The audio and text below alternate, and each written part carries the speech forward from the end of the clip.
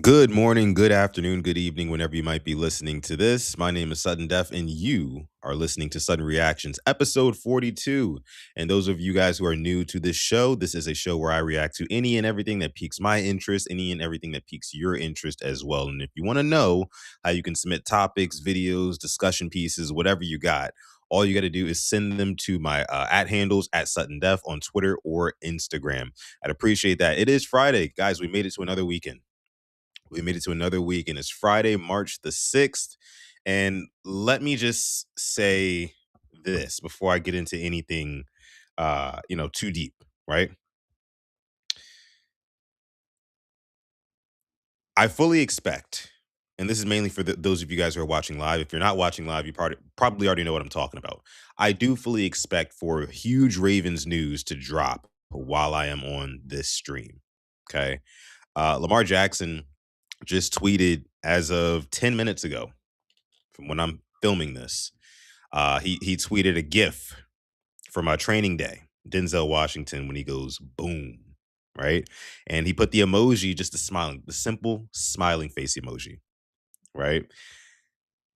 And he also posted on his Instagram about an hour ago, like God is good, things like that. So I'm thinking that him and the Ravens might have just gotten an extension worked out, which would be, I mean, I would be ecstatic about it. And of course, we'll definitely be live later talking about it as well on Quiet Storm Sports, or hell, maybe even an emergency Purple Rain main podcast, right, with me and Alex. But I do fully expect that news to drop sometime within the next hour or two while we're on this stream here. And I'm excited about it. I'm excited as hell about that. I mean, again, I know I was one of the ones who said that it doesn't make sense for Lamar Jackson to go ahead and get this extension done. And with it looking like it's going to get done now, I could never be happier to be wrong, right? It's one of those things where, like, the logic in me said, like, okay, why would Lamar Jackson get something like this done? Just like speaking for, himself, if he wanted to be selfish, right? And not to say it like that, but like if he wanted to prioritize himself, his family, and things like that, I would totally understand. That's the angle I was coming from. But if news comes out that he actually did get it done, I don't, especially depending on what the number is, then hey man, you got to tip your cap to Lamar Jackson. It's just another W, another feather in the cap for Lamar in his career and what he's been able to do, what he's been able to accomplish. Right. So I love it. I love it. And I cannot wait until this news becomes official. So far, we don't have any actual reports. Again, it's just all Lamar Jackson kind of getting the timeline hype and things like that. But I do fully expect either a Jeff Zarebek or a Jonas Schaefer or, Adam Schefter, the bigger guys, and, Ari Myrov, those type of guys are going to break the news here very, very soon that Lamar Jackson has been extended by the Ravens. Or it could be something totally different. I don't know. I don't know. But we'll see. We got to wait and see. Again, welcome into Sudden Reactions, y'all. Thank y'all for coming through. We got Herb in the chat. We got JD in the chat. What up? What up? King Lee is in the chat. What's going on, King Lee? I see we also have Glaucoma in the chat as well. What up? What up? What up? Glaucoma was the winner of our Liminal Olympics challenge yesterday. We got 3 winners so far this week. We got 3 winners so far this week. We had Mike M. Flockgang, we had Ashley Royalty, and we had Glaucoma yesterday. Okay. So who's going to win it today? Who's going to take over the Liminal Olympics crown? We will see in just a bit here. But yeah, thank y'all for coming through. Chris M says, hey, y'all, Sutton, these later times are a no for me. This is when I work. But I thought you said the midday times work for you. I know it's like 2 something over on the East Coast, which is where I think you are. But I am a little bit late today. I'm like an hour behind today. Yesterday I was like 2 hours behind. Today I'm only an hour behind, right? My schedule can get kind of crazy sometimes, guys. I apologize. I apologize. However, however, that's why you gotta turn those notifications on. You know what I'm saying? Turn those noties on. And that way you'll be informed anytime we do go live. And there's nothing wrong with catching the replay as well, but I do understand that it is most fun watching it live and interacting live.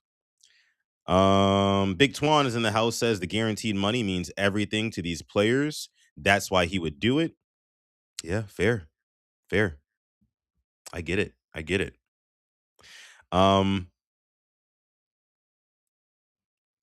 Let me see. Gonna double it up again. Glaucoma is gonna. Okay. Okay. Got you. Got you. I got you. 11-1. I feel you. I feel you. I feel you. It's just hard for me since I'm on a little bit of a different, an hour different time zone than a lot of you guys. And again, like I said, my schedule's so crazy sometimes. But again, that's why those noties got to come on. That's why them noties got to come on. But I'll try to do better and go live earlier. King Blaze, what up? What up? What up? Again, all right. So listen, y'all, it's episode 42 of Sudden Reactions. Let's go ahead and get into it.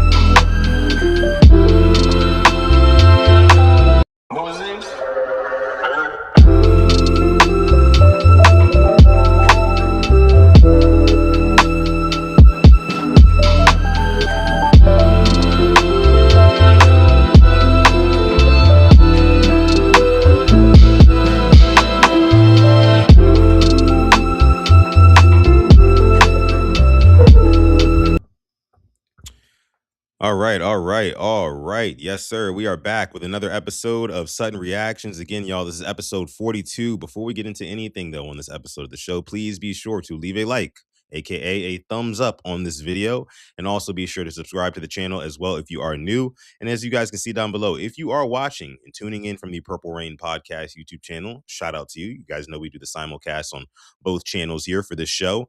But if you could scroll down to the description and click on the link in the description that'll bring you over to the Sutton Reactions YouTube channel, and click on the video, click on the live stream from that channel. That way you can join the interactive chat here where everybody's in one chat. Mike, what up? What up? We got Mike in the chat. We got Glaucoma in the chat. Okay, so two of the Liminal Olympics winners for this week are in the chat. Let's see if either one of them can double it up on the week, man, because I've been looking for another double champ. You can get a double champ? That's kind of tough. That's kind of tough. You know what I'm saying? But shout out to y'all. Thank y'all for coming through. But again, I just want to start with this, just touch on it just one more time. One more time. Okay. Just one more time. As you guys can see here, as of 15 minutes ago, maybe, Lamar Jackson has posted this GIF online on Twitter, saying boom, right? Like something big just happened. And he's got the smiley face emoji up here. Again, this leads me to believe that Lamar Jackson is officially getting ready to announce his extension with the Ravens, right? I mean, because what else could this mean? It's not like they informed Lamar Jackson that they restructured his deal. He wouldn't say that to this. Free agency tampering period is not till Monday, so they're not talking about anybody that they can potentially scoop up in free agency. Now, if it's a trade of some sort, I could see that. Maybe they went out and they traded for AJ Brown and they're getting ready to break the news, or maybe they traded for Max Crosby, but it wouldn't be a defensive player that would have Lamar Jackson this hype. AJ Brown, I could see Lamar being hyped for. But like I said before, Lamar posted on his Instagram story as well earlier today, about an hour ago, like God is good. So I think that all signs and roads point towards Lamar getting that extension. We're just waiting on the official report and the numbers, the guaranteed dollars and the average, the annual salary per year. We'll see. We'll see. It's gonna be interesting. Gonna be interesting. But okay. All right. All right. Yeah, extension or trade. I'm thinking is more so extension. Gotta be. Gotta be. Gotta be. Let's go ahead and kick this one off, y'all. Let's go ahead and kick this one off. Lemon Olympics time. Lemon Olympics time. I saw a couple of you guys say you're locked in today. Mike says he's locked in. All right. Hope you've been watching film, Mike. See if you can become a double champ this week. See if I can get my first ring. Damn. I done got close a couple times this week. I'm low key on a little bit of a heater this week. Just saying. Okay. Got me shaking with your analysis. What'd I do? But I mean, I think we're all on the edge of our seat right now. Again, it's gonna if that news drops, and I'm sure some of you guys will like put it in the chat when that news drops, like if we're still live here, it's gonna completely derail this episode of the show. I'm not even gonna lie to you guys. That's why I'm trying to get this started now. So I'm trying to get this started right here, right now. Let's go ahead and get into this Liminal Olympics challenge. First game. Here we go. Again, be truthful with your answers and your records. Put them in the chat after every single challenge. If you're part of the replay gang on this one, tally up all the ones you got right, the ones you got wrong, and give us your final record. See if we can get any replay gang champs as well. That would be dope. But here we go. Here we go. First challenge. Pick an escalator. All right. So I guess we're picking an escalator. I guess we're picking up an escalator, huh? All right. So left escalator or right escalator? Left or right? Left or right? Drop it in the chat. Drop it in the chat.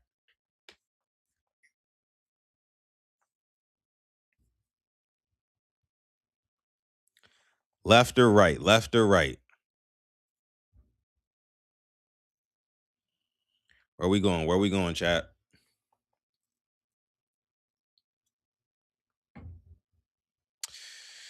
I think I'm going to go with the... I got to start off strong today. Got to start off strong. It's Friday. I'm feeling good. Let me go left. I'm going to go left for the first one. They're not going to fool me with the safe sign over top, right? They're not going to fool me. I'm going to go left on this one. I'm going to go left. Let me see who else going left with me. Herb is going left with me. Okay. I like that. And that's about it. Everybody else picked right. Got it. Okay. And we're locking those answers in. Cool. All right. Well, let's run it. Let's run it. Let's run it. I'm going left.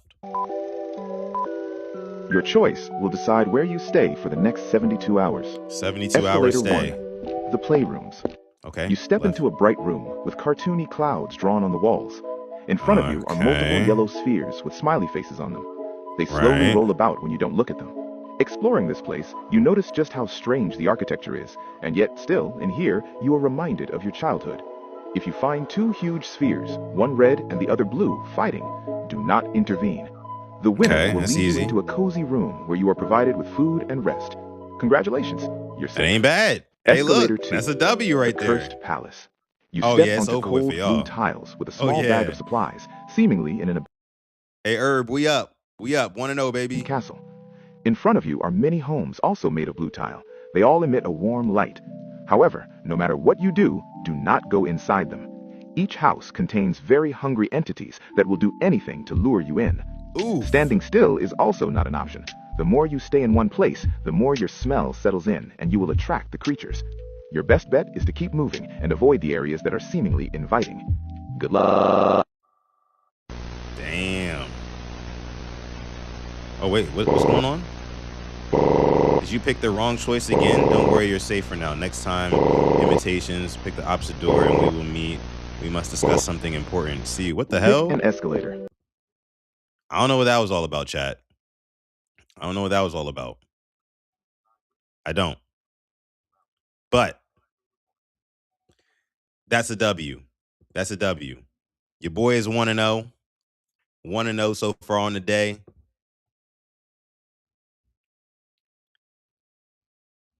One to know me and Herb. Everybody else 0-1. Everybody else 0-1. Kenny, what up? Yeah, you're a little bit late. We only got through one of them though. We only got through one. We still got a few more left. All right, here we go. Here we go. Here we go. Challenge number 2. Pick a door. The door you choose will determine where you stay for the next 48 hours. Door 1. All right. Y'all know the drill. 48 hours. You going red door, blue door? Red door or blue door? Red door or blue door? Where are we going, chat? Drop it down below. What do I want to go with on this one? I'm thinking I go red door, right? I'm thinking I go red door. I'm 1-0. I'm trying to get to 2-0 here. It'd be so dope if I can get a ring on a Friday, bro. Going into the weekend. Oh, I'd be feeling good. But I'm going to go red door. Let me see who's going red with me. Who's with me? Who's with me? Mike is with me. Taurus is with me. All right, all right, all right. Chris is with me. Okay, Chris, I see you tailing my bets now. I see you tailing my bets as much as you love to hate on me. Feel me? Now you're rocking with your boy. I like that. All right, let's see. Let's see. I got red door. Door 1. A weird dream. You wake up on a pink Okay, this is floaty, blue door. This is drifting blue door right uneasily here. along an artificial river of glowing water. You're inside a vast concrete complex with strips of artificial grass lining the banks. On the grass stand tall, glossy sunflowers with enormous eyes fixed on you. They look eerie, but they will be your guides. The flowers that have blue eyes can sometimes Please tell be me seen they're slowly people eating dancing. flowers. If you approach them, they hand you food to get you by. If you come across a split, always go where more sunflowers are planted. If you do not, the river will lead you into a deep hole, and you will fall down into an eternal abyss suspended in air for eternity. Damn, that's not bad. That's not bad, bro. I'm not gonna lie to you. That's not bad. This might be a L. This might be a good old fashioned L. Because you're literally just like floating in a lazy river, and there's a bunch of like friendly flowers that have an eyeball popping out of them, and they give you food, and they're friendly. And all you have to do is make sure you keep floating towards. Yeah, that's probably a W. I'm not gonna lie. It's probably a W. But let's see what the red door has, though. Maybe it's better. Who knows? Maybe it's better. Red door, please talk to me. Tell me something good. Door 2. The Riddle Atrium. You step Okay. onto cold white tiles in a room with white walls, Not liking greeted by a this. giant mushroom towering over you. It stares at you with its huge eye. The sky is completely dark, almost like you aren't in the current plane of reality. Every 6 hours, it will ask you a riddle. You have 5 minutes to figure the answer out. If you answer correctly, it falls asleep, and a door opens that leads into a luxurious kitchen and a cozy bedroom. You get to sit here for the next 6 hours, after which the mushroom will give you another riddle. If you do not answer correctly or run out of time, you will be flung out into deep space, where you will spend the rest of your life. Good luck. Pick a door. Yeah, chat. That's The door you choose will determine where you That's stay a for the L. next 48 hours. That's a Door L. 1. I'm not gonna lie. I'm not gonna lie. Your boy 1-1. Your boy 1-1. Your boy is 1-1. Me and Void 1-1.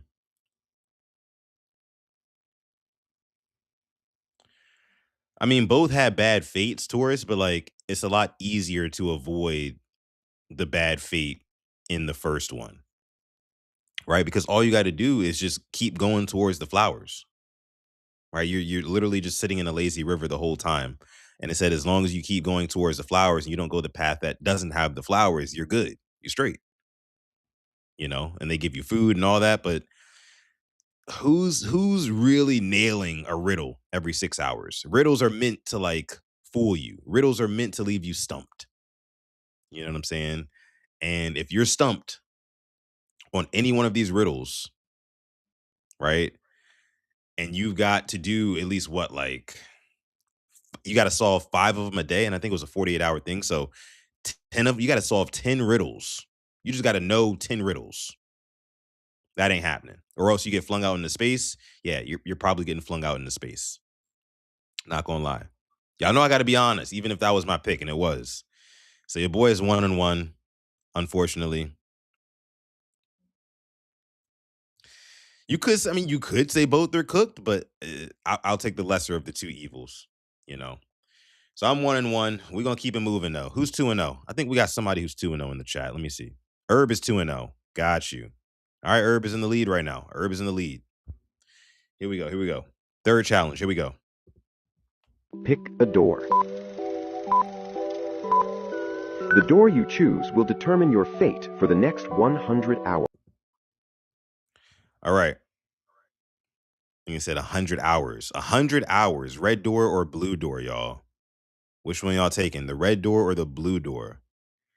You gotta stay here for 100 hours. I'm not trying to go negative on my record. Let me go with the.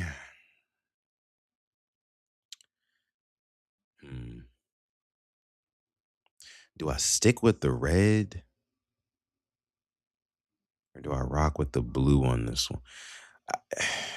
Damn. I'm gonna go blue door. Fuck it. I'm gonna go blue door. Yep. Yep. I'm gonna go blue door on this one. Who's with me? Who's with me? Who's with me? Let me see. Let me see. Taurus is with me. Mike is with me. Everybody else is with red. Okay. All right. Herb, you got the undefeated streak right now. You 2-0. You sure you want that red door? I mean, we're gonna see. I'm going with blue though. I'm going with blue.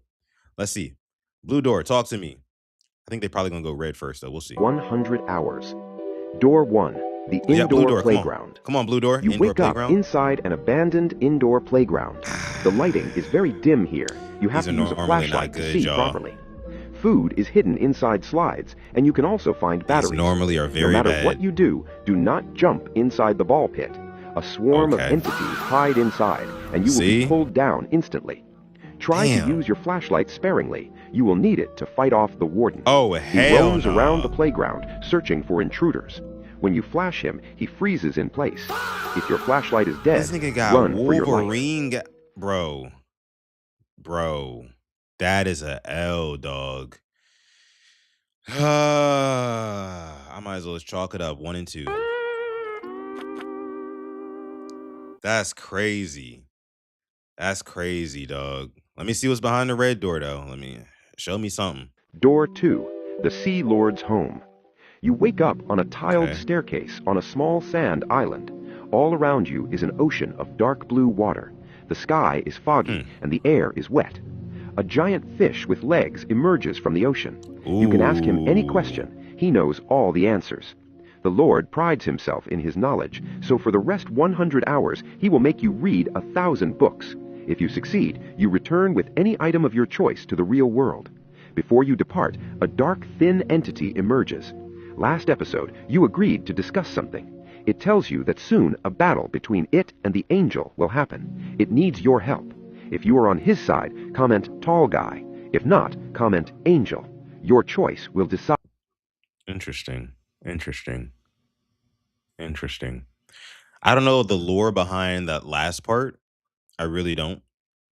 But I will say that I would take this situation over the blue door situation any day.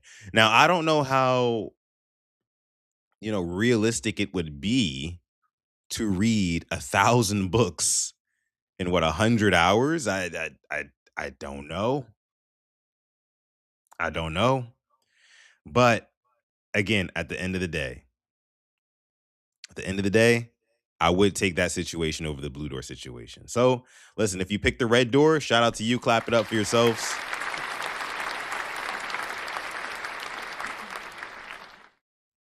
Shout out to you. But yeah, your boy's 1 and 2. Your boy is 1 and 2 so far.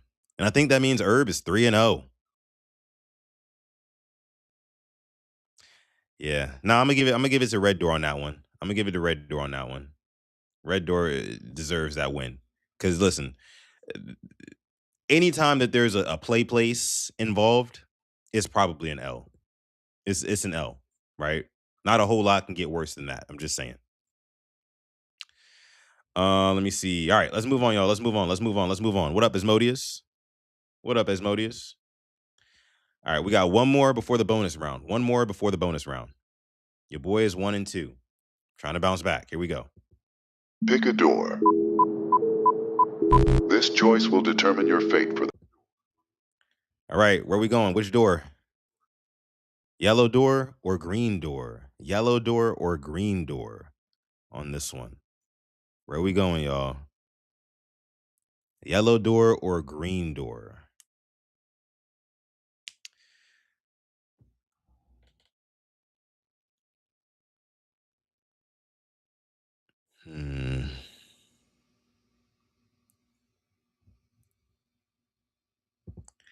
I'm gonna go with the green door.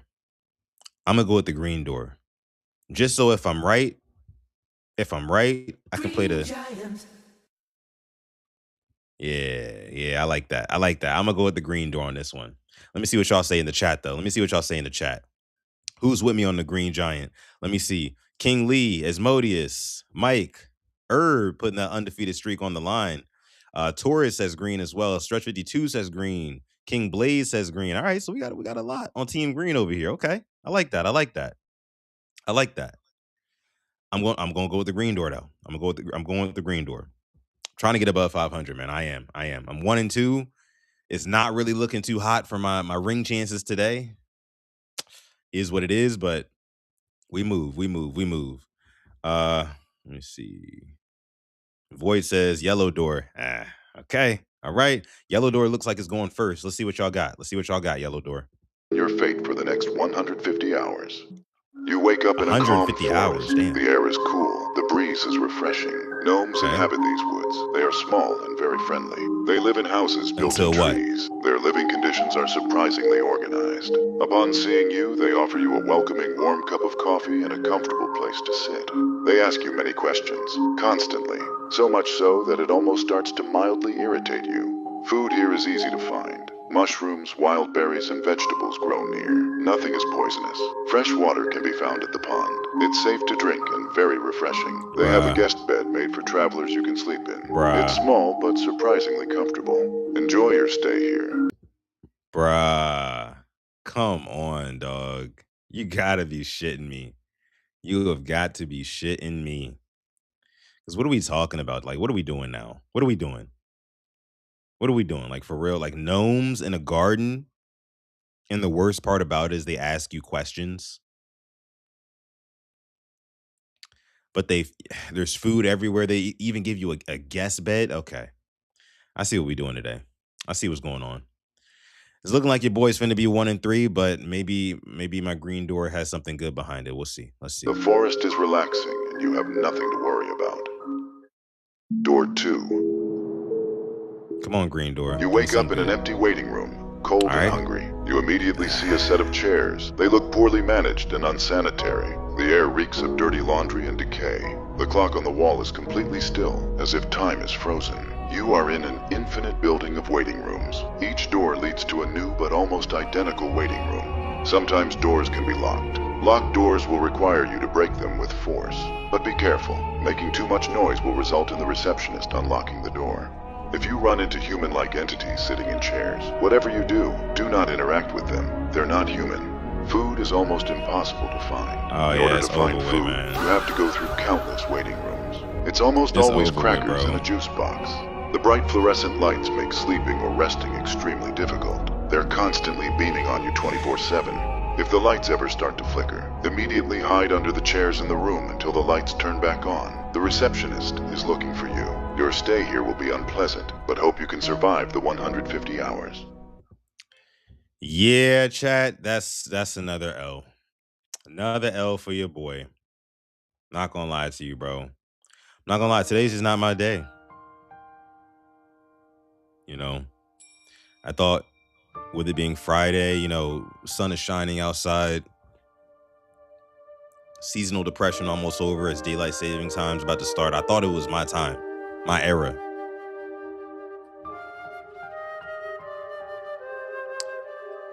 I guess that's what I get for talking shit yesterday, though. It's one of those days, chat. One of those days. It's all good, though. Your boy can still, I can still make 500 as long as I win the bonus round. I'll be happy with that. I've had a good week, right? This week has actually been better than most weeks for your boy Sutton. But today it's just not looking too hot. It's just not looking too hot for your boy. So 1-3. Let me see our records in the chat, though. Let me see. Herb is 3-1. Void is 3-1. Glaucoma is 3-1 as well. Okay. So we got a 3-way tie right now. Kenny hasn't missed one either, even though Kenny missed the first video. Kenny's 3-0. He's 3-0. This is gonna be a big one. This is gonna be a big bonus round here. A very important bonus round. A very, very important bonus round. Not so much for your boy, but for a lot of y'all out there. Void says, I need new rings. Well, let's see. It's time for the bonus round, y'all. It's time for the bonus round. Let's go ahead and bring that up. Let me see here. Yep, here we go. All right, so bonus round again. In case you are new here, if you win the bonus round challenge, it counts for 2 wins on your record. If you lose it, it still only counts for 1, right? And as you guys know, the bonus round is indeed a hide and pray. All right, so call your shots now. Call your shots now. Which number are you choosing to survive today's hide and pray bonus round challenge? Drop it down below in the chat. Drop it down below in the chat, y'all. I think I'm gonna go with, because I think it'll probably, I don't know if it's gonna start from the bottom or the top, to be honest with you. I feel like 5 is a good. I'm gonna go 5. I'm gonna go 5. Yep, that's what I'm gonna do. Right up in that corner. If anything, it'll probably get to 7 and then pass by 5. You know, as long as no bullshit happens. But I'm gonna go 5 on this one. That's what I'm gonna say. All right, let me see what y'all say in the chat. Let me see. Void says 7. Glaucoma says 3. All right, so we got different answers there. Kenny says 1. All right. Let me see. I need my guy Herb to answer. Oh, Herb says 3. Okay. Got it. All right, remember, drop y'all records in the chat after we spin this. He says they're tripping, or is there no 9? I guess there isn't a 9. I don't see one. That's weird, huh? All right, but here we go. I got 5 for all the marbles, y'all.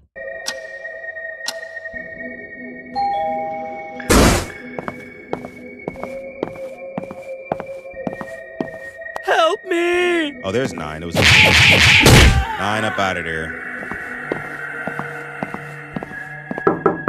7 up out of there. I knew it. Yep. Go away from my 5. Stay far away from 5. 2 over. Oh. Why would you even walk out into the open like that? All right, come on. Stay away from 5.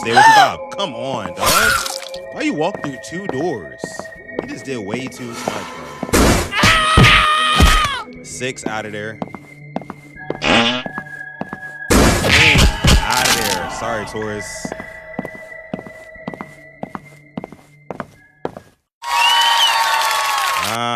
So 1, 3, and 4. 1, 3, and 4 are the winners on this one. Number 1, number 3, and number 4. I believe Herb picked 3. Kenny picked 1.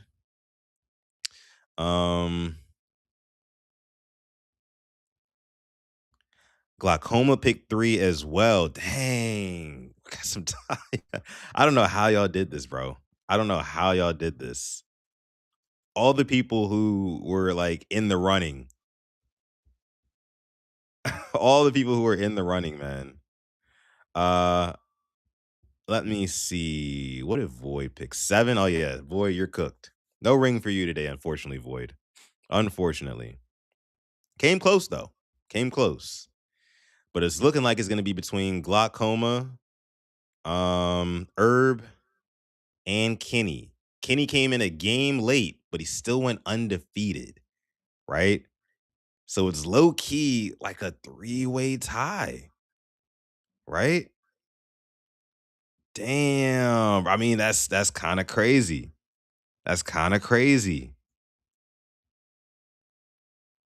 Glock, Kenny, and Herb, and I got to give it to all 3. I can't just give it to 1 or 2. I can't. You know, like I said, Kenny was a game late, but he went undefeated. That's hard to do, you know, but I can't penalize the other guys who have been here since the first game, right? And they only dropped 1. So, yeah. That's a 3-way tie. I can't lie to you. I wish I could do an extra bonus round. I don't have an extra video queued up, but listen, man, shouts out to Kenny, shouts out to Herb, and shouts out to Glaucoma. And honestly, what that really means is that Glaucoma is a double champ this week because Glaucoma won yesterday. That gives him 2 rings on the week. So, first of all, listen, while we're going to clap it up for everybody. Clap it up for everybody again. Kenny, Herb, Glaucoma, shout out to y'all for winning today's Liminal Olympics challenge. But my guy Glaucoma, man. My guy Glaucoma, he's double champ this week. He's double champ this week. I'm not going to lie to you. So, look, the haters can say what they want, but guess what we say, man? Every single time, right? Let's go. Shout out Glaucoma. Double champ of the week. Not easy to do at all. Not easy to do at all, man. Shout out Glaucoma. Again, shout out to all the winners for today. But huge special shout out to my guy Glaucoma for getting back-to-back W's for one and double champ. That should be like a belt right there. That's not even a ring that like that. That's a belt, right? That's tough. That's tough. Shout out to you, Glaucoma. Again, shout out to all the winners. But shout out to my guy Glaucoma. It says, play my music. You know I got you, man. You know I got you. You know I got you. But yeah, maybe I got to do a tiebreaker now because you guys are just getting better and better at this. You guys are getting better and better at this. I don't get it. That's tough though. That's tough though. Glaucoma says I'm playing the lotto tonight, 1, 3, and 4. Hey, I feel it. I feel it. Let me know the results. Let me know the results. But yeah, huge W for Glaucoma. But shout out to all of our winners again, Glaucoma, Kenny, and Herb as well. Thank y'all for playing this episode of the of Sutton Reactions Liminal Olympics Challenge. And we will be back next week. We will be back next week. Hopefully your boy can get closer to getting his own ring. You know, I feel like I had a pretty good week again, but got to keep grinding. Got to get back in the film room. Let me just do a quick little check here and make sure no news dropped on my timeline of Lamar extending.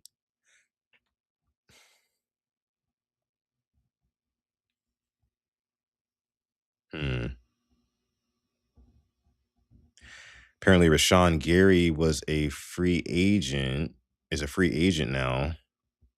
But Adam Schefter said Rashawn Gary has not been released at this time. No definitive action has been taken. All options still remain on the table, including a potential trade. Interesting, because they definitely said that. Well, Rashawn Gary announced on Instagram that he's leaving Green Bay. So I don't know. We'll see. But I'm still holding my breath for this Lamar Jackson news. Still holding my breath for this Lamar Jackson news. Now all we need is Lamar extension announcement. That's what I'm saying. Lamar's not signing until free agency starts. We'll see. But it's looking like something got done. These players know what they're doing when they go on social media and they tweet these subliminals like this, you know, and you have to kind of decipher what they mean. They know exactly what it is, man. They know exactly what they're doing. But all right, let's get into some reactions here. Let's get into some reactions. What do we got? What do we got? Let's go here first. There was this viral video going around about this guy who was I guess a construction worker or something, but he wasn't making enough money at his with his primary source of income, so he had to take up doing DoorDash or Uber Eats or something like that. And this video kind of went viral about his experience doing so and his story. Let's take a listen. Day 3 of Uber Eats after an 8-hour shift at my job to provide for my 4 kids and stay-at-home wife. Here we go. All right, so I'm on my way to Daytona Beach right now. I did shower, change my clothes, you know, get something to eat, but now I'm ready to go, and yeah, I'm excited to see what the night brings. Real quick. I just want to say this. The dude said, like, he started the video in, like, construction work attire. And he said that he has to make more money to support his kids and his stay-at-home wife. So after work, he goes out and does Uber Eats. But my thing is, as somebody who has driven for Uber Eats many times before, who wears a collared button-down shirt to go deliver food for random people and you just got off of your construction. This is already giving cap to me, to be honest with you. It's already giving cap because nobody who's delivering food is getting like even remotely dressed up to go do so. You know, it's just not happening. But I'll let him rock though. I'll let him rock. Let's see what he Night says. brings. I'll turn on the app once I get there. So I just hit this random pothole in the road. Definitely hit the bumper of my car, but I don't see any damage, so we're gonna keep going. All right, first order of the evening. 2.4 miles, $6. Let's do it.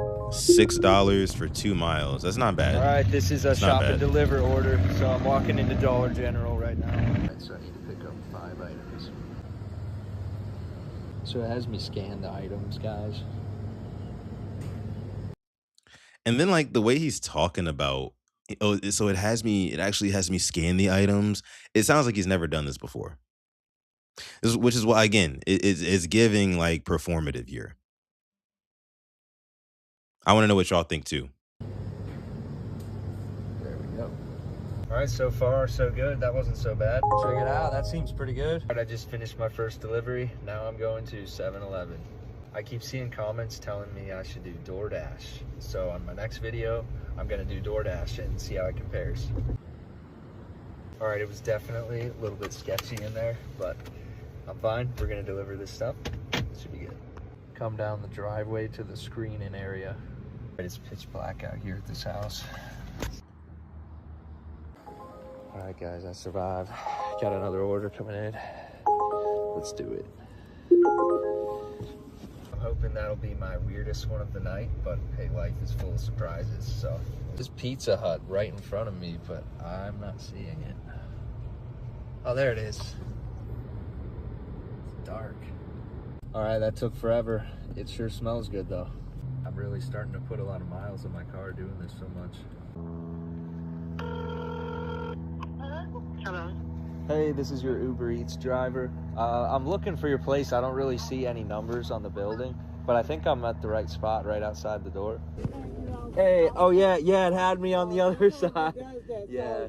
No, that's okay. Thank you. Yeah. Have a great evening. Yeah, you too. Thanks. I don't know why you won't tell me that you're out there as opposed to inside. So Yeah, I don't know, but I'm glad I found you. So, thank you. yeah. Have a great night. Yeah, Thank you so much. you too. All right, I'm parked in front of Steak and Shake. It is pretty slow tonight. Remember, I'm paid by the order, not by the hour. So, Right. yeah. All right, guys, for some reason, my Uber Eats is an hour behind. But as you can see, I started basically at 6:03 p.m., ended at 8:36 p.m. So I did this for 2.5 hours. I made $15.02. All right, so I did just do the math on this. That comes out to $6.01 per hour that I made for the time I did this. He looks so sad. Before taxes, before gas, and before the wear and tear on my car. So yeah, do you think doing Uber Eats is worth it, guys? And do you think Uber Eats is paying their... So you guys get the gist of this video. Now I see some of you guys saying in the chat, like, why did this go viral? And to be quite honest with you, I have no clue. But if I had to take a guess, just like throwing something out there, I think it's because, you know, you go into this video and you're expecting him to do this side hustle that is Uber Eats and see how much he can make in an evening, right? Just to give you an idea, if you've never done it before, like what you could make in an evening driving Uber Eats for some, a city or something like that. And I think he said he did like 2 orders and ends up getting $15.03 or something like that, which is like, I think he said like $6 and something an hour, which doesn't add up in itself. But I don't know. I think number one, I think it's cap. Because again, nobody goes out to drive Uber Eats in a dress shirt, a collared dress shirt at that. Number two, when he was like doing the shop and pay order, he's talking about the process as if it's like his first time doing it before, and he's only doing it for TikTok. I also see some of you guys in the chat saying that some of you guys are also saying that this is just something that he does to stay out of the house. Now, this is a whole nother epidemic. right? There's a lot of men apparently who are in marriages who don't want to go home, right, to their families after work, right? So this guy got off work, went home, took a shower, and then went right back out for a few hours just to make 15 bucks. But maybe to him, that beats going home and having to deal with the what he said, like 3 or 4 kids or something like that, and having to deal with his wife or whatever. We don't know what their relationship is like, but that's reality for a lot of guys. And especially, a lot of the ones that I see on the internet doing stuff like this. It's like these type of guys, the guys who are like, if they're not at work, they're like always in the gym or something like that, or doing something active. I saw another video where a guy was like, he went out to work out like super early in the morning. Like as soon as he opens his eyes, he goes to work out, goes straight from the gym to work, goes straight from work to play basketball or pickleball or something like that, goes straight from pickleball or basketball to the gym for his second workout of the day, then doesn't get home till like midnight or some shit like that. But yeah, maybe he's out cheating, and these are just his alibi videos. Somebody said that as well. He definitely cheating. As Muddy says, I was a delivery driver back in the day, and I would not do it in this day and age. It's not as profitable today as it used to be. Mike says in the chat he can get a work from home job that would just pay him more. He just wants to be out the house. I definitely agree with that last part. I don't know if getting a work from home job is just that simple though. I don't think it's just that simple, you know, because a lot of work from home jobs that they advertise online, if you just like go on Google and type in work from home job, you're gonna find a lot of BS, right? Um, he can get a data entry job that he can work from home and spend more time with the family if he really needs the extra bread. Many work from home jobs are scams. Yeah, I don't see them being that available. Kenny says, I mean, those TikTok checks are going to be good for a little bit. And see, this is where it's chess, not checkers, maybe. This is where it's chess, not checkers, because if this is going viral and people are eating up this content, and he's getting like ad revenue from his TikTok page and stuff like that. I mean, he's gonna make a hell of a lot more money doing that than Uber Eatsing. I promise. I promise. But let me move on here. Didn't want to spend too much time on that. He also says Torres says could always work OT at the job. That's true too. Like, why don't you just go to like your supervisor and be like, hey, look, like, can I get some extra hours? Like, got a family at home, trying to earn some extra money. I'm sure there's more work to go around. Unless there's like regulations around that stuff at his job. We don't know. Dapper Don says, you wonder why the divorce rate in America is extremely high. And guess who initiated the divorce rate? Marriage, in my opinion, is a business. Interesting. That's a take. So, that actually leads me perfectly into our next video that I want to play for you guys. What I'm about to play for you guys is it's a timelined chart, I believe, with data from the 1930s all the way up to today's time. And it's basically the methods of how people meet, how couples specifically meet. And throughout the years, you're going to see the shifts and changes in how people meet each other and develop and form romantic relationships. And I think this kind of has perfectly to do with what Dapper Dons is saying. Like, you wonder why the divorce rate in America is extremely high, and stuff like that. Marriage is a bit like, you can kind of get some of the answers from how people are meeting nowadays. Let's take a look. So see, it starts in 1932 and it's going up really quick. So 1930 through 2024. So let's just take stock of it right here. In 1936, couples met through family, which is weird. Because what do you mean by that? You know what I mean? And then school was the second highest way that couples met. Then through friends, the neighbors, church at 9%, bars and restaurants at 8%, college at 4%, and through coworkers at 3%. So let's keep it moving here. Let's see throughout the years and tell me what you take from this, your insights from this.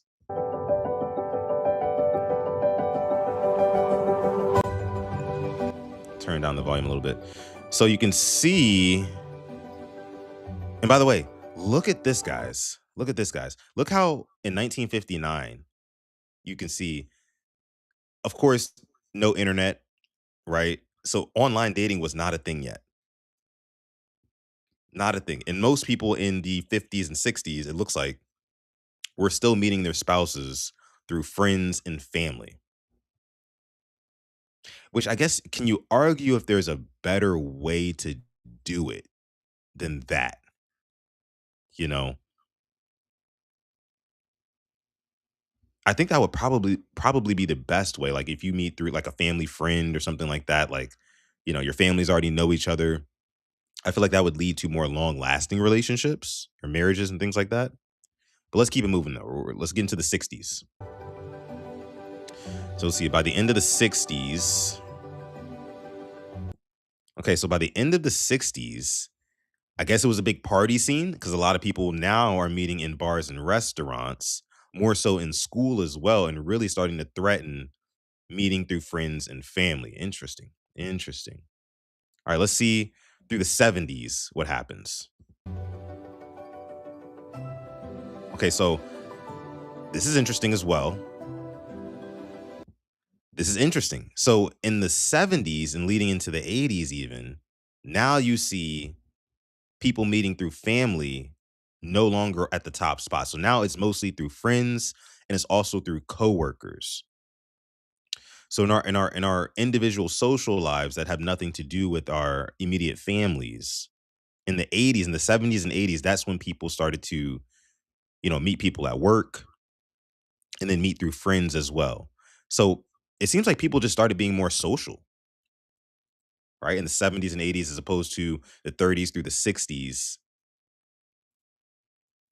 things were a lot more, I guess you could say, kept in house, if that's the way you want to put it. It's interesting though. Take a quick break, see what you guys are saying here in the chat. Woodstock in the hippie era, the Coke era. People started being more sociable. You're right. I mean, bars and restaurants, that's where it starts, and then friends is at the top spot still. I know that internet boom about to go crazy in 2000. See, internet, it went from 0% to now it's at 0.03%. And this is in the early 80s, right? So this is still before, dating apps and things like that, right? All right, so as Modi says, that's when both parents started to work full time, meaning less family connections. Points are being made. That's a good point, Asmodeus. It's a very good point. Because now you see family falling rapidly. It was at the top spot for years, like 20, 30 years. But let's keep going through the 80s and let's go through the 90s as well. Let's see.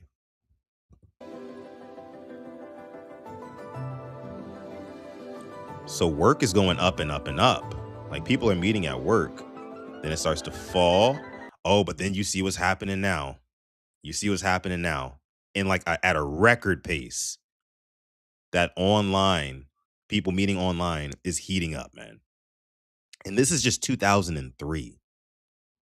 In 2003, it already started jumping up. In 2003, people, I mean, that's when social media like really, really started to come around and people, had their own blogs and stuff like that. And you had, the MySpaces and the Bebos and the all the other, social media, like the early pioneer social media pages. And I felt like that really empowered people to meet people with less pressure.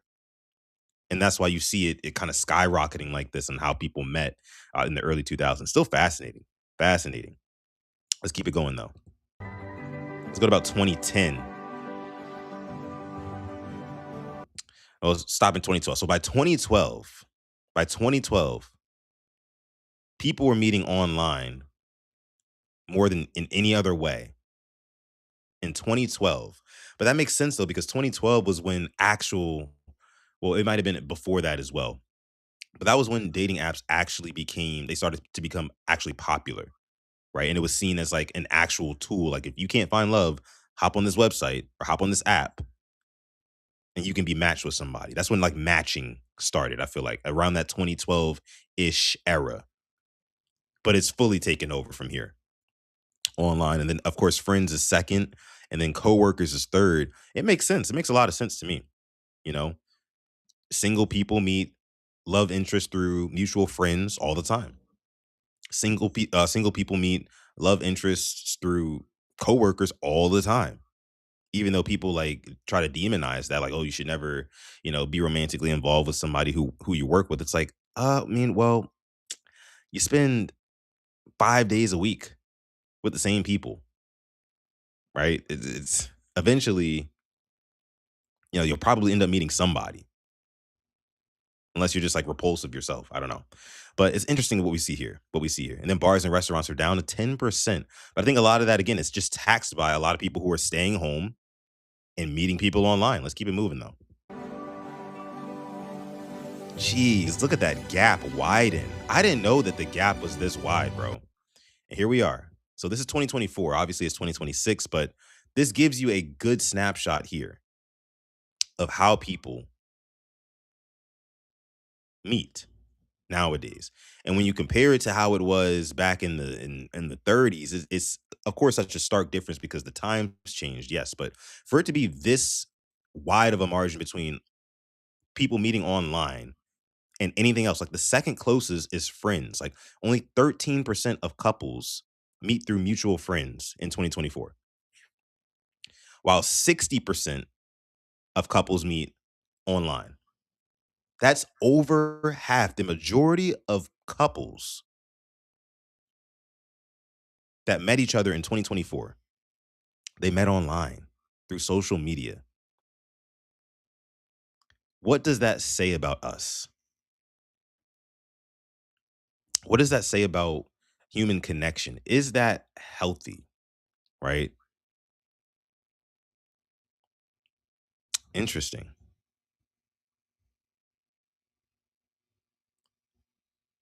Interesting. Tinder is just money hungry. The Snapchat era was devious indeed. Plenty of Fish came out in 2011. Interesting. And then the Instagram era in 2011, 2012. Yeah, I mean, that really did it right there. That did us in. I guess you could say that Plenty of Fish thing. And then once Instagram started, it was over with. It was over with. You have Facebook, which was started in what, 06, 05, I want to say. When was Facebook created? When was Facebook created? 2004. Okay. 2004. Let me see something really quick. Let me go back to 2004. Where were we? In 2004, only 9% of couples were meeting online through online means. But if we keep going, let me see. But you can see, man, from '04 to '09, how people meeting online just jumped that quickly. That was all Facebook. That was all Facebook. And then once 2012 hit, you could just forget about it. Once Facebook expanded, Instagram was its own thing at first, and then Facebook took over them. But yeah, it's two things. It's really Facebook and Instagram. And if it weren't those two things, it would have been another app, another website. But I think we can really attribute it to those two things: Facebook, and then Instagram really just kind of like expedited the process, because Instagram is different from Facebook in the way that Facebook was just mainly supposed to be you, your family, stuff like that, people that you're really, really close with. But Instagram opened up a new door for you to meet other people that may be outside of your circles or in circles adjacent to yours, right? And it would just kind of through an algorithm. Again, algorithms were a huge thing too. Once they dropped those algorithms on us, it was over. It was like a bomb. Because now I'm just gonna show you exactly what I know you like at all times. So like literally the algorithms play Cupid nowadays. They have been since I'd say around 2009, 2010. Yeah, and like I said, with 2012, and it only got worse. I can only imagine what we're at today in 2026. You know what I mean? Let me see here. This explains declining birth rates. That's also a fact too. That's also a fact because I feel like there's a super high turnover rate with people who meet online, with couples who meet online. Right? I don't think that they're necessarily always getting to the stage of having children or even being married. You know, let me see. Asmodia says, and people are having record low numbers of sex than ever before. That's interesting. That's interesting. I feel like everybody's too hypersensitive. People want to meet online and then just like stay talking to you online. A lot of people do that too. I feel like there's a lot of couples out there who have like met online and they literally just communicate with each other through the internet. Have no interest in meeting up. I would love to know what those type of couples are called. I'm sure there's like a term for it, right? I'm sure there's a term for that. College to marriage pipeline took a major hit. It did. You can see now 3%, which also surprised me too. But because you would think like, you go off to college, you meet somebody in college where both of you guys are coming of age, you both know that you're on a similar education level, whatever. You've been at this college for 4 or 5 years. You meet somebody there and you just marry them. You start life with them after graduation. But that was the case when, you know, back in the day when let's go back here. Let's go back here. Let's go back to the 70s, say, right? So 11% of people were couples were meeting in schools. So in college. That was back when you had tunnel vision on your campus. You didn't have a smartphone in your hand with hundreds and thousands, tens of thousands of other single people that are like in your area, share your same interests, pique your attention physically. Now you have the illusion of options in today's day and age. So people aren't necessarily just looking at the people who they're going to school with. By the way, a lot of people are or doing school online now as well too. Everything's online. Like literally the the turn of the century was when the internet really took over. The internet and the algorithm. The algorithm and the internet. AI. AI. Glaucoma says the low sex numbers always surprise me. Guess it's where you live for real because people are fucking in Miami. Let me see. Void, you speaking some truth in the chat too. People want to meet online, crack, and keep it moving. Yeah, it's gotten real nasty now. A lot of people don't even want to be in anything serious, like serious relationships. People will literally just meet online just to meet somebody that they can, again, fuck and just not pursue anything serious with. And both parties will be consensual to that. It's just like get your rocks off, move on with your life. It's crazy, isn't it? Crazy. Social distance dating. Is that what it's called? Is that what it's called? No way. Mike says, and there's a show called The Never Mets. I've never heard of that, but I might have to look it up. I might gotta watch it.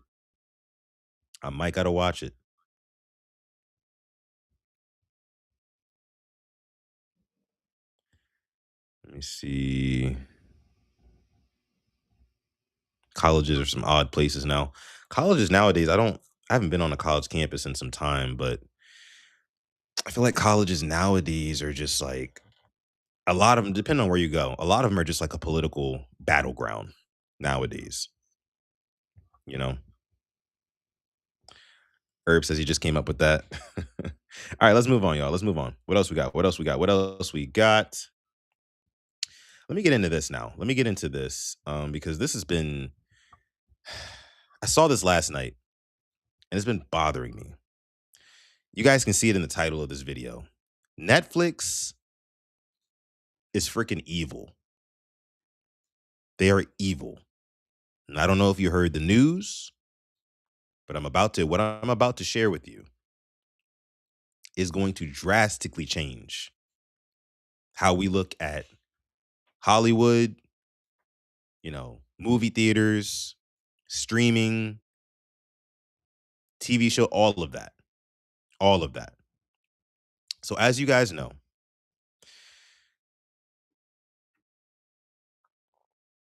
Warner Brothers and who is it? Warner Brothers just acquired Paramount, right? Or vice versa. One of the two. Paramount just acquired Warner Brothers.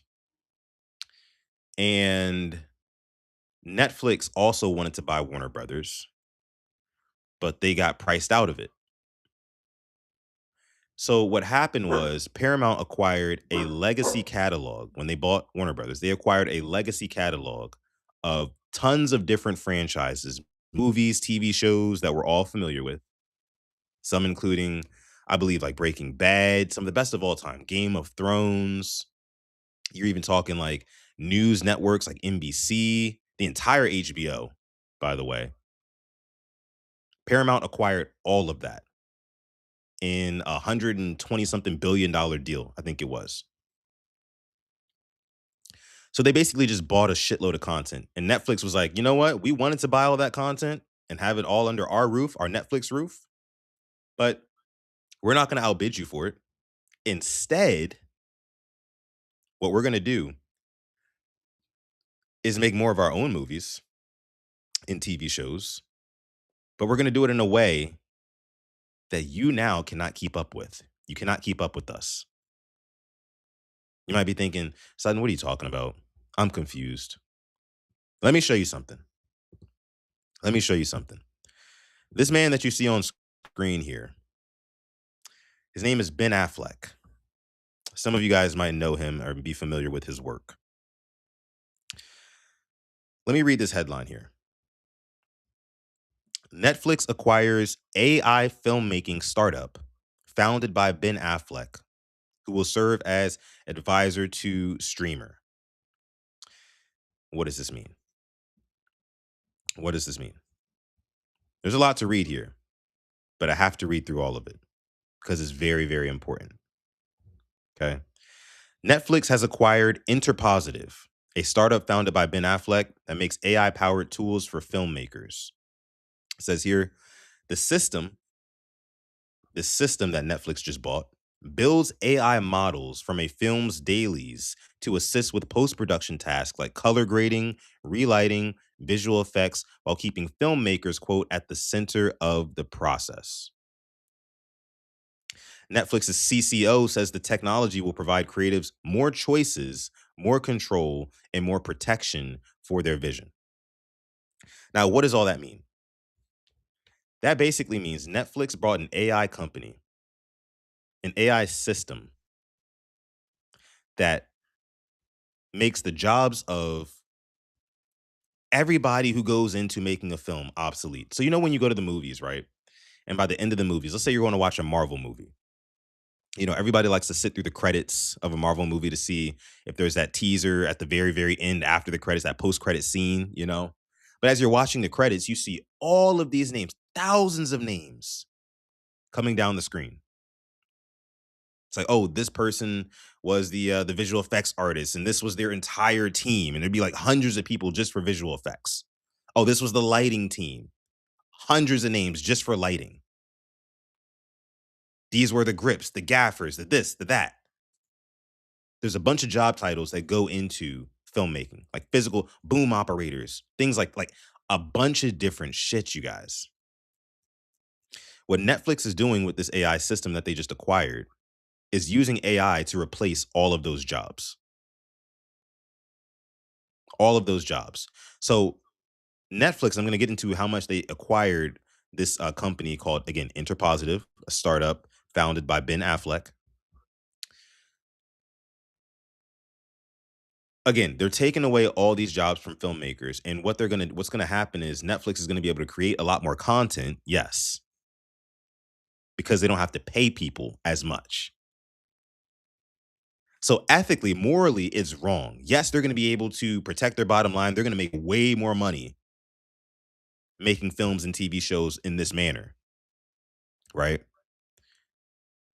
But it's going to be at the cost. It's going to be at the expense of a bunch of people who have gone to school for video production and filmmaking,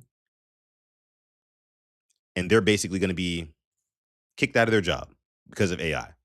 And what's ironic about it is that Ben Affleck, again, famous actor, also director as well, he was just on the Joe Rogan podcast. In fact, I think I might have played that video here on the channel. He was just saying how it would be super unethical to replace actors with AI characters. But then he turns around and sells a company to Netflix that doesn't replace actors, but it replaces everybody else around the actors. Everybody who makes the actors look good, who lights the scenes, who makes sure that everything runs smooth in the studio. He's basically saying, no, let me get in front of this AI stuff. Let me not make us as actors obsolete. We can make everybody around us in this studio obsolete. Netflix, how does that sound? Netflix said, okay, so wait a minute.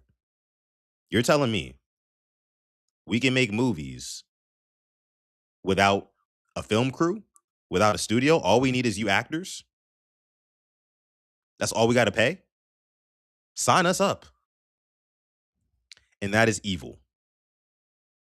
Because again, you're taking food out of the mouths of so many people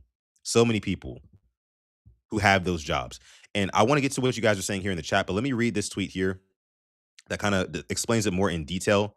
It says 7 days ago, Netflix walked away from an $83 billion deal for Warner Brothers. The stock jumped 12% after they walked away from that deal. Wall Street cheered Netflix's discipline.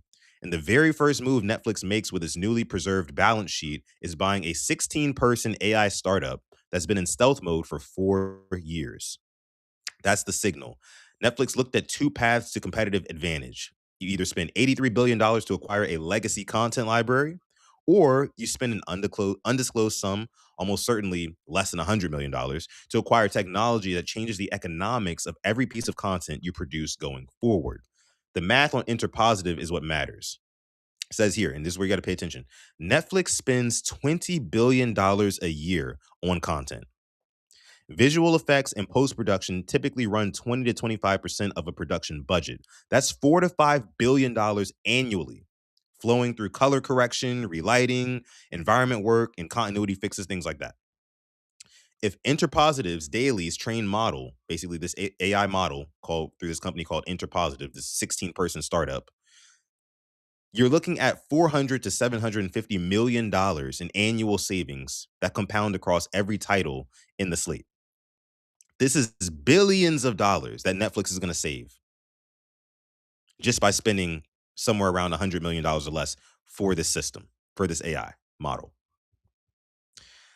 It goes on to say here, it says, Sarandos already told you the strategy in 2024. There's a better business and a bigger business in making content 10% better than making it 50% cheaper.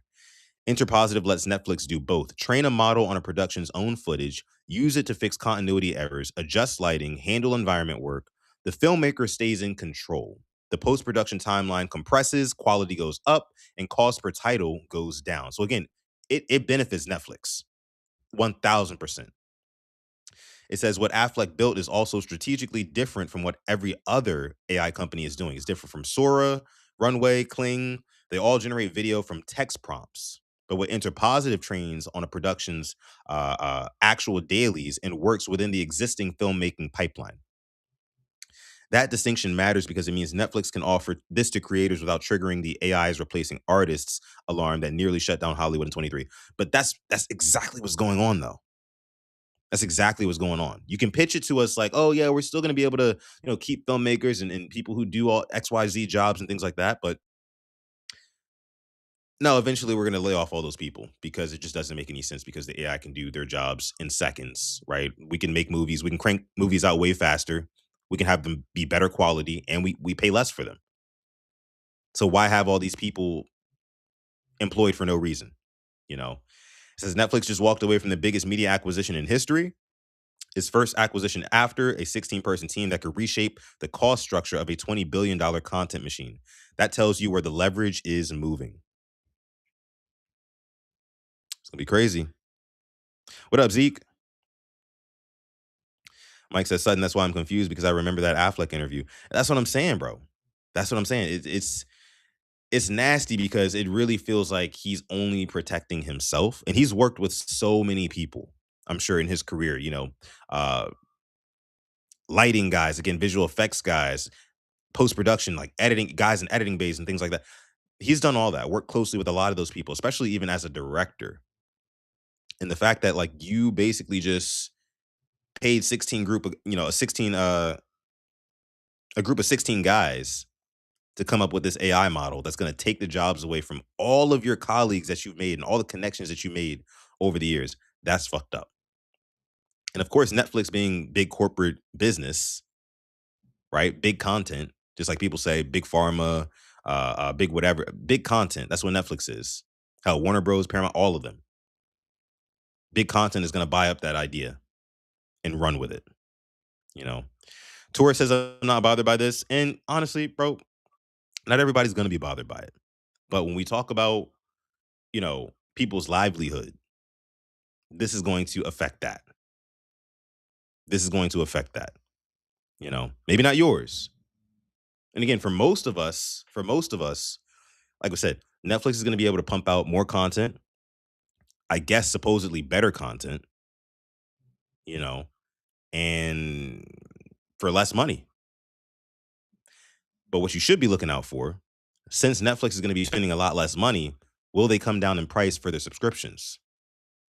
If they don't, tells you everything you need to know. Tells you everything you need to know. Just saying. They're playing in our faces.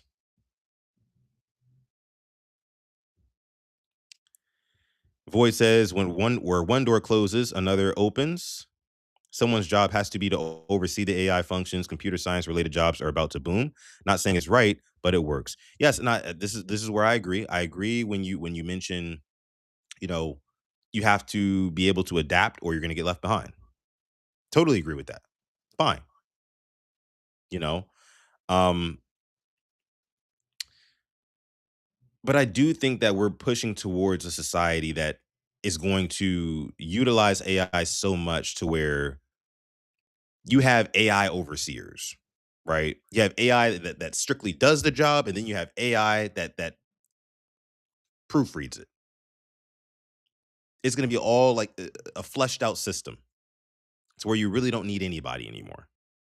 That's the slippery slope part of it, I think that slowly but surely, even the jobs in computer science, because the whole point behind computer science and artificial intelligence is one word: automation. And as we get more and more advanced and more automated, there's just not going to be any need for any humans, you know? So I think now more than ever, it's probably best for you to get in on the actual infrastructure behind artificial intelligence. Become an actual like software engineer and an AI engineer, things like that. Outside of those jobs, I mean, it's gonna be rough for everybody else. That's what I think. Kenny says actors are gonna be next. I mean, that's what Ben Affleck is trying to prevent, but I don't think he realizes that, yeah, today we can make lighting guys and color corrections and editors, we can make their jobs obsolete, but tomorrow, actors, y'all are next. Because now that you know that Netflix isn't paying billions of dollars for editing or whatever, you're going to come to the table now like, oh, we know that you guys aren't paying for all that extra stuff anymore, so we want more money as actors. And Netflix is going to say at the time, all right, sure, fine, yeah, here you go, here's your bag. But then eventually Netflix is going to be like, we're just going to replace those motherfuckers too. Big content taking over. Big content taking over. Yeah.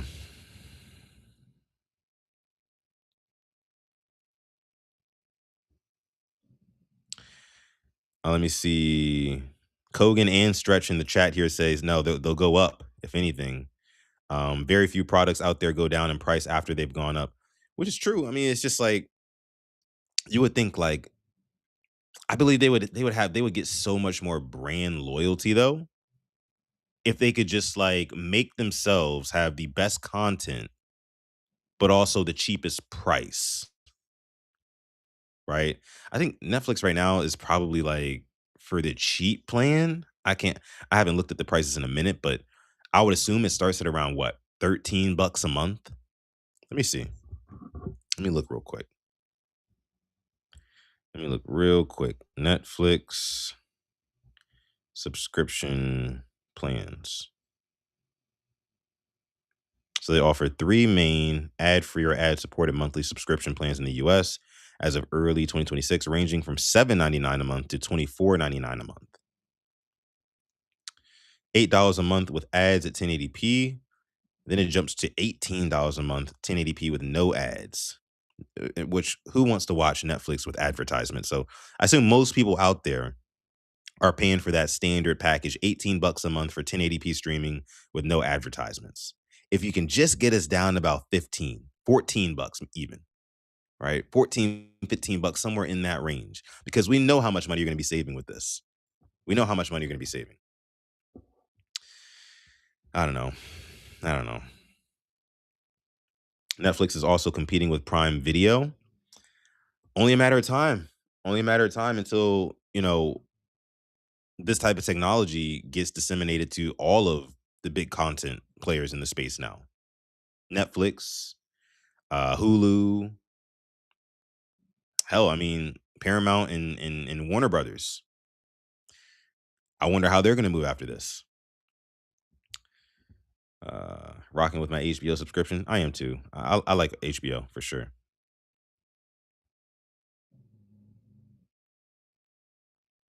Glaucoma says IPTV is 30 a year and comes with everything. Hey, you really can't beat that. I need the plug on that though. I need the hookup. Glaucoma, reach out to me, man. DM me, man. Let me know something. Let me know something. Let me know something. IPTV is Internet Protocol TV, is what that stands for, Kenny. It's basically just like imagine a jailbroken Fire Stick, right? But you don't need a Fire Stick to do it. And you can get it on pretty much any smart TV, right? There's a bunch of different services that offer IPTV, you know. Appreciate that, Glaucoma. Appreciate that. Appreciate that. Don't forget, holding you to it. I appreciate that. But yeah, that was near and dear on my heart, y'all. I had to bring that up. As somebody who actually went to school for video production and mass media and stuff like that, part of the reason why I'm able to do what I do today. But um, no, I took a lot of classes in my day that had to do with filmmaking and lighting and editing and stuff like that. So just to hear that like those jobs are going to go by the wayside due to AI, kind of disheartening. Kind of disheartening. But all right, let's move on here. Let's move on. Let me see. Let me see what else we got. What else we got? Let me see. So let me go ahead and end it with this one here. Okay. What up, Thea Pennell? Happy Friday. L Dog, what up? Did y'all see this whole Roblox thing going on? I know y'all had to have seen it. I'm gonna just put it up on the screen. Apparently now on Roblox. This is what they're doing. This is what they're doing on Roblox. Kids game, by the way. I'm gonna mute it. No need to hear the sound. So this is going viral right now, like super stupid viral. Because Roblox is a kids game where kids create these avatars and they get on these levels and challenges and whatnot. You feel me?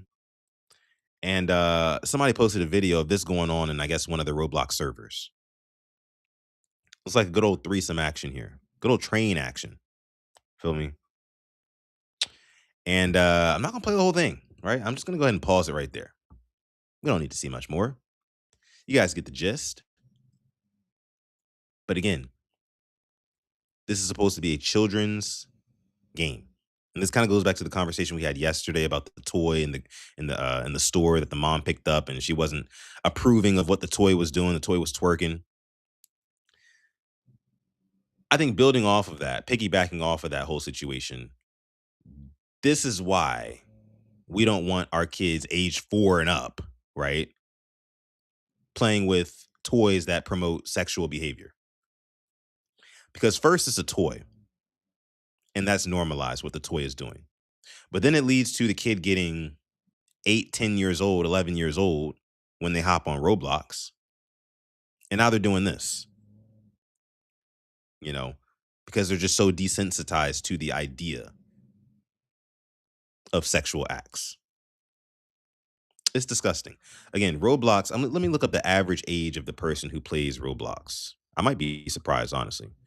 Average age of Roblox players. So around 60% of Roblox users are about 13 years old. And I can totally see a 13-year-old boy conjuring up something like this within Roblox. Here's the issue. Let me mention this. Roblox has been around for years now. For context, I'm in my 30s. And when I was like early high school, I think like early high school, late middle school, I was on Roblox. And at the time, Roblox was just a cool site that you can go on. You can create your own avatar, right? And there were all these different like levels where or in challenges where one might have been like an obstacle course, one might have been like a basketball game, or one might have been like a based off of a movie or something like that. But these levels that you could access and play on Roblox, they were all like fan created, like user created, right? You can actually go in and build stuff.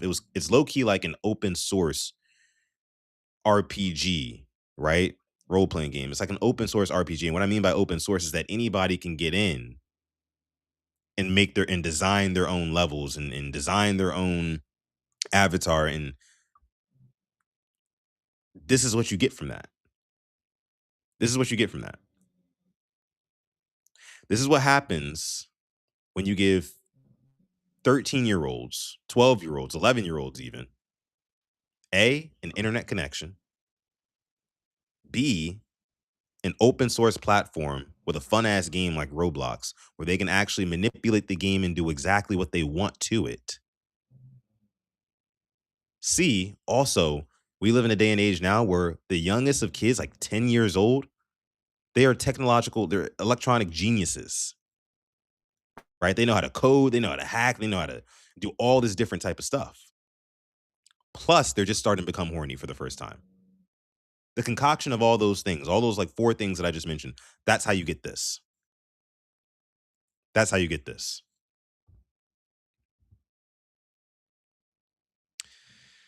Let me see. Let me see. Herb says Roblox is going to get banned if they don't do nothing about it. I can see it. I don't know what the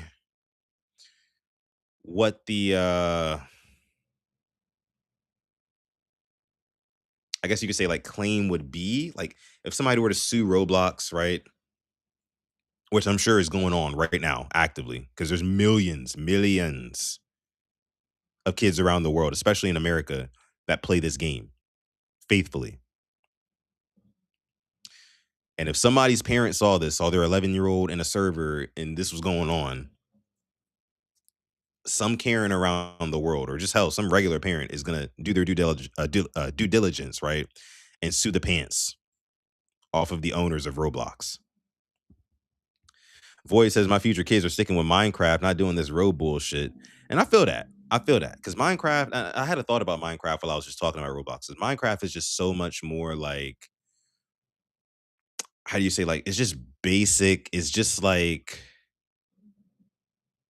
very linear in a way. You can still be as creative as you want. I think it promotes creativity, a game like Minecraft, without exposing you to, you know, degeneracy like what you see here in Roblox. 'Cause again, Roblox, you can do whatever, whenever, you know. So there's a difference, right? Let me see. Call of Duty does it too, just not as blatant like this. Kenny says, I need my niece and nephews off of that. Oh, you got nieces and nephews on that? Yeah, bro. It's scary. And another thing is, Yeah, like Stretch says here, it's easy. It's so easy to mod these things now. That's a fact. That's a fact. I probably couldn't figure out how to do it unless I really, really tried. But these 10, 11, 12 year olds, oh, I mean, this is their whole life. Roblox is their thing. It's their life. They eat, sleep, and breathe Roblox. You got no bills. Oh, you barely worry about school at that age. You got no responsibilities. Your only responsibility is your Roblox life and making sure that you have Robux. If you guys know what that is, you know. Yeah. And it is earlier than that, King Lee. I agree. I agree. Void. Oh, and I was just about to bring this up, Void. Void says Roblox CEO or something called the predators on the app, quote unquote, an opportunity. I guess he means like to catch predators and stuff like that. But yo, dog, like this is a children's game. This is a children's game. Oh, I know, Chris. I don't know if you're familiar with Roblox, but this is what's apparently going on your nieces and nephews' Roblox servers. It's crazy. But no, like catching predators is like listen, dog. There should be means and measures set up in place for, being able to sign up for Roblox. Like you should not be able to get on there. You should have to verify identity in some way, shape, or form.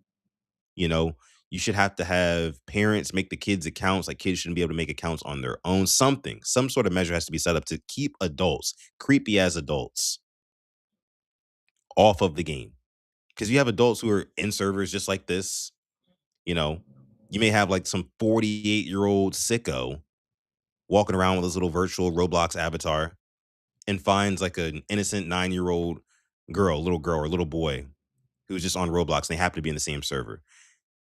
And they come up to each other and they start, interacting and whatnot. Next thing you know, one thing leads to the next. Now the 9-year-old is telling this 48-year-old where they live, their phone number under the guise of online friendship. It's nasty. Got to be measures put in place to protect the kids. Let me get this shit off the screen, man. At least pause it. That's wild. That's wild. But this is what's going on. It's super viral right now. This video that you guys just watched is super viral right now. And I'll be interested to know what Roblox is going to say about this. Like if they're going to put out a statement. Let me actually Google really quick if they put out a statement. Roblox. Let me see. I should not have typed in Roblox sex on my Google. A bunch of stuff that I just do not want to see just popped up on my screen. I'm glad I didn't screen share that with you guys either. Let me see. Roblox. Jesus Christ, man. Roblox. Let me see. Inappropriate.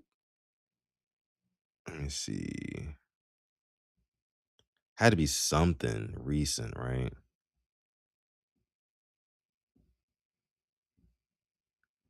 So NBC News had an article 2 days ago that says Nebraska becomes the latest to sue Roblox, alleging child safety failures. Multiple state attorneys, general and families, accused the popular gaming platform of enabling adult predators to groom children. That's exactly what's going on there.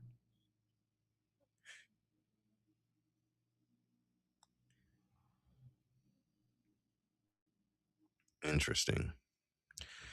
Nebraska became the latest to sue Roblox on Wednesday, alleging that the popular game platform exploits children and misrepresents its safety practices. The complaint, one of many similar lawsuits filed by at least 6 other states, accuses the company of allowing direct contact between minors and adult predators, as well as sexually explicit, violent, and otherwise age-inappropriate content, like we just saw here. Since it launched in 2006, Roblox has evolved into a sprawling social gaming ecosystem with a vast catalog of virtual user-made experiences, most of which include real-time messaging. The platform reports having more than 151 million daily active users, and it described itself in its latest shareholder letter as the largest dedicated gaming platform for users aged 13 and under. Nebraska's lawsuit, which Attorney General Mike Hilgers filed in Adams District Court, says sexual predators have repeatedly used Roblox to groom and eventually abduct and sexually assault children. For years, Roblox has known that it has a pedophile problem, the lawsuit says. It built an extremely popular interactive gaming and social media platform by doing what other social media companies could not, marketing to and accepting pre-teenage users. As a result, Roblox became, in its own words, the #1 gaming site for kids and teens. So remember we were talking about earlier how, the rise of Facebook and Instagram were the main drivers in people meeting online and stuff like that. And we saw just how prevalent meeting online is in terms of like how couples meet nowadays, right? Since about 2008, 2009, most people were meeting online. But sites like Facebook and Instagram, they're not made for kids, right? In fact, they ask you, hey, are you of a certain age before you sign up? Now, some kids will lie and they'll still get on Instagram or Facebook or whatever, social media, Snapchat, whatever social media, right? But Roblox, you don't have to lie. It's made for children. It's literally a breeding grounds for like, not breeding grounds. That's the wrong way to put it, but like it's just a slew of kids. Again, 13 and under, mainly on average. That's the ages that people are playing. So you have 99 or 95% children on there. Not really any adults in Roblox servers looking around and patrolling to make sure that everything's on the up and up. You might have the adult walking past their kid's room, looking over their shoulder real quick. Oh, he's just playing Roblox, right? Yeah, and 94% of the other people in the lobby are also kids playing Roblox. But that other 6% is some weirdo, right? Living in his mom's basement at 40, 50 years old. Never had no pussy or any type of play from anybody. No sort of romantic involvement with anybody, and just forms parasocial relationships with children online under the guise of them also being a kid. That's scary. And kids don't understand how important it is to keep their business to themselves. Because again, these characters can walk up to each other in game and start messaging each other. And it's all seen in fun. It's all seen in fun because it's supposed to be all kids. Nasty stuff, man. I'm glad they're getting sued. Glad they're getting sued. Lord, man.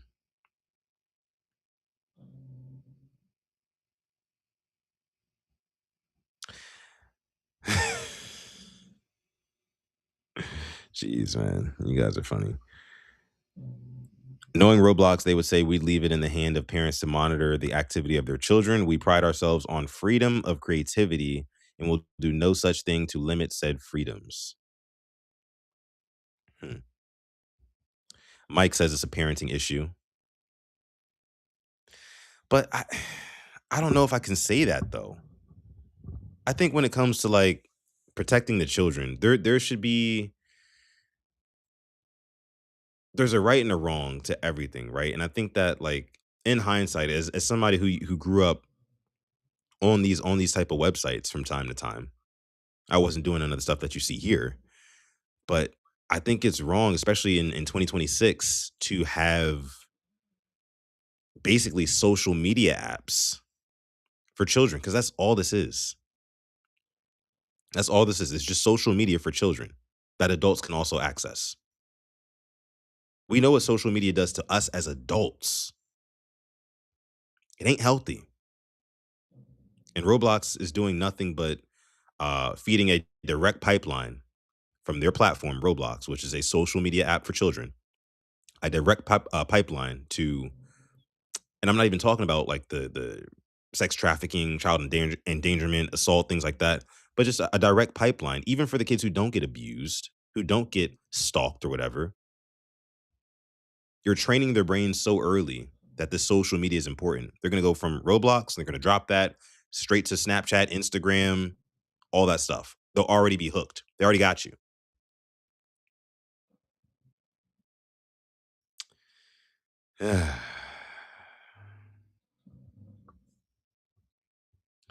Mike says we had Club Penguin, AOL, etc. As the new generation parents, we should know better and protect our kids. Now that's a fact. That's a fact. That's a fact. I also did have Club Penguin. Those were the days. Not gonna lie. Club Penguin, like IMVU, and there's a bunch of different ones, right? I can't remember all of them. There are a bunch of different ones. But yeah, as I think like millennials who kind of grew up with that as it was just kind of hitting the scene, you know, we should know what the risks and dangers are more so than like say like boomers or you know and beyond. So I agree. Asmodia says it's becoming increasingly hard for parents to monitor everything and then be gaslit later saying they ain't doing enough, then go right around and calling the new generation soft. No, I agree with Stretch here. So it's a society issue more than just parental. More than just parental. I see what y'all are saying here in the chat. It's definitely more than just a parental thing, you know. Because like, what do you do? What do you do? You can't. You can only. I feel like you can only keep your children away from the internet, but for so long, because it's just everywhere now. And as soon as you give them that key to the internet, it's like it's open season to the stuff that they consume, the stuff that they, you know, interact with, like the people they meet through these online channels and mediums. There's no filter to any of it. Which is why, again, I'm an advocate. No social media for anybody under 16. I don't care if it's Roblox, whatever. If you're not 16, at least, you do not need to be on any sort of social media platform. Is what it is. But, all right, guys, I'm going to go ahead and leave that there. And thus, this episode of Sudden Reactions, y'all, episode 42.